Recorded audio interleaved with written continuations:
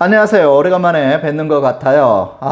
이게 몸이 너무 안 좋아서요. 3월 달에 댕기열 걸리고 좀 회복을 해야 되는데 회복을 하지 못하고 또 4월 달에 폭염이 계속 지속이 되다 보니까 몸이 완전히 다운이 돼 갖고 좀 쉬어야만 될 것 같아서 좀 쉬었습니다. 좀 1주, 2주를 좀 쉬었더니 좀 어느 정도 컨디션이 좀 올라와서 이렇게 또 글도 읽고 글을 쓰고 또 동영상도 만듭니다.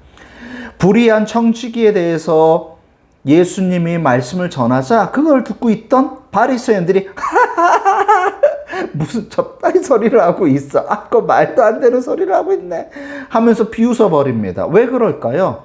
바리새인들이 생각하는 경제관, 바리새인들이 생각하는 복, 바리새인들이 생각하는 천국 개념은요, 완전히 예수님과 완전히 상극이라는 거예요. 바리새인들이 생각하는 건 뭐냐면은요, 내가 경건함으로 말미암아 내가 하나님을 더욱더 섬겼더니 하나님이 다른 사람에 비해서 복을 많이 주셔서 내가 부자가 되었다라는 거예요. 그렇게 부자가 된 사람이니까 당연히 천국 간다 이거예요. 다른 사람은 몰라도 부자는 100% 천국 간다 이거예요. 이 개념을 가지고 있는데 예수님이 느닷없이 하나님과 재물을 겸하여 섬길 수 없다라고 말하니까 이게 완전히 바리새인들이 이야기하는 거랑 완전히 100% 상극이 되는 이야기를 해버리니까 웃어버릴 수밖에 없는 거예요. 여러분들 이게 참 중요한 거예요. 왜 그러냐면은 이게 잘못된 신앙을 가지고 있으면 우리의 신앙생활이 바리새인들처럼 완전히 바뀌어버리기 때문에 그래요. 바리새인들은 돈에 환장한 사람이에요. 누가복음에도 돈에 대해서 돈을 사랑하는 사람이라고 이야기가 할 정도로 돈에 환장했어요. 왜 그랬을까요? 아까 말씀을 드렸죠? 돈이 많으면 많을수록 하나님께 더 복을 받은 사람이에요. 돈이 더 많으면 많을수록 내가 천국에 들어갈 확률이 더 많아요. 그렇기 때문에 다른 사람들한테 보이기 위해서라도 돈을 더 많이 축적을 해야 된다는 거예요. 봐라, 내가 이렇게 경건하니까 돈 많이 벌었지 않았냐. 내가 이렇게 부자로 사는 것은 하나님의 복을 받아서 그러는 거야 하면서 이렇게 되는 거예요.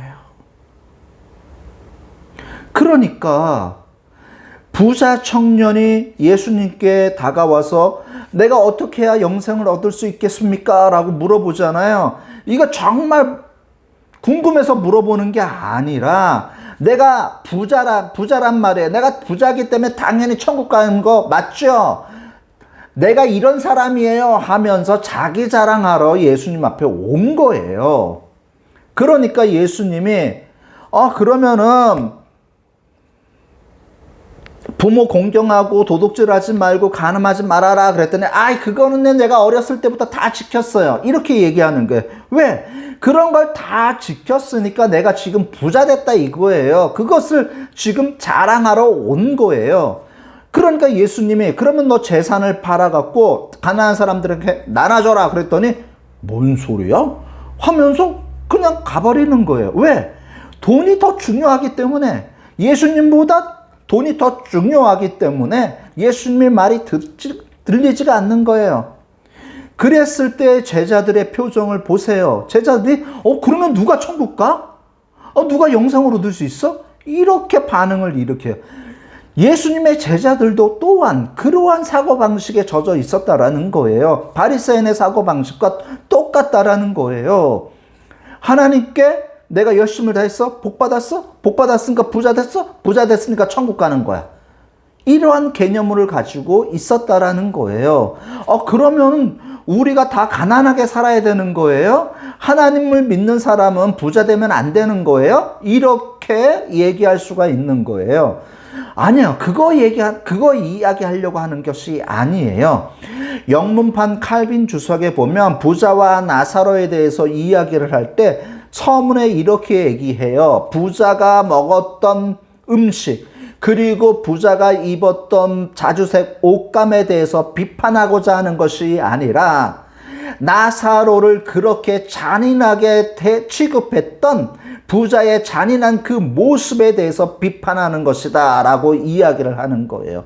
부에 대해서 비판하는 것이 아니라 돈의 노예가 되어서 사람을 갖다가 사람 취급하지 못하는 그러한 모습을 비판하고 있는 거예요. 요세푸스도 이렇게 지적을 하고 있어요. 뭐냐면은 돈의 노예가 되면 안 된다. 지금 바리새인들이 뭐의 노예가 된 거예요? 돈의 노예가 된 거예요. 돈이 최고가 된 거예요. 인생에서 돈이 최고가 된 거예요.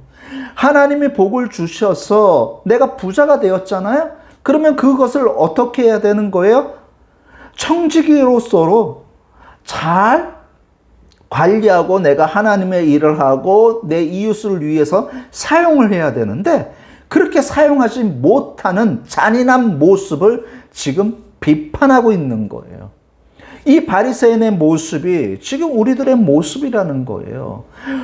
하나님보다 돈을 더 사랑하는 모습이 지금 우리들의 모습이 있잖아요.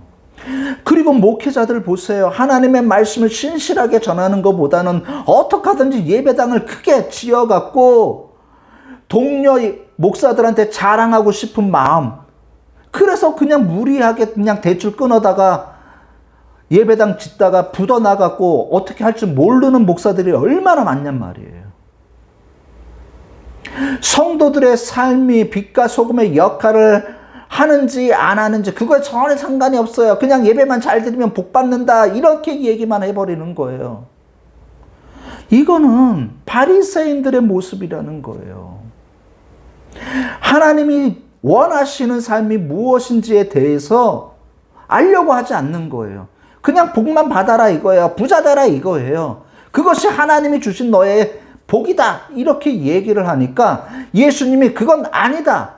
니네가 생각하는 그러한 사고방식이 아니다 라고 하면서 끄집어낸 것이 바로 부자와 나사로예요. 이러한 부에 대한 개념을 가지고 부자와 나사로를 우리가 읽었을 때에 제대로 된 부자와 나사로를 우리가 이해할 수 있습니다. 부자와 나사로에 대한 이야기는 다음 주에 전하겠습니다. 기도하겠습니다. 사랑 많으신 아버지시여, 우리가 돈보다 하나님을 더 사랑할 수 있도록 아버지여 인도하여 주시옵소서. 말로만 하나님을 위해서 다 모든 것을 바쳤다고 하지만 실제 우리들의 삶을 보면 돈이 더 우선된 것이 너무나도 많이 있습니다. 아버지, 돈의 노예가 되어서 하나님을 저버릴 때가 너무나도 많이 있습니다. 아버지여, 우리가 그러한 모습에서 벗어날 수 있도록 아버지여 인도하여 주시옵소서. 신실하게 하나님을 믿는 사람의 모습이 될 수 있도록 아버지여 인도하여 주시옵소서. 예수님의 이름으로 기도드렸습니다. 아멘.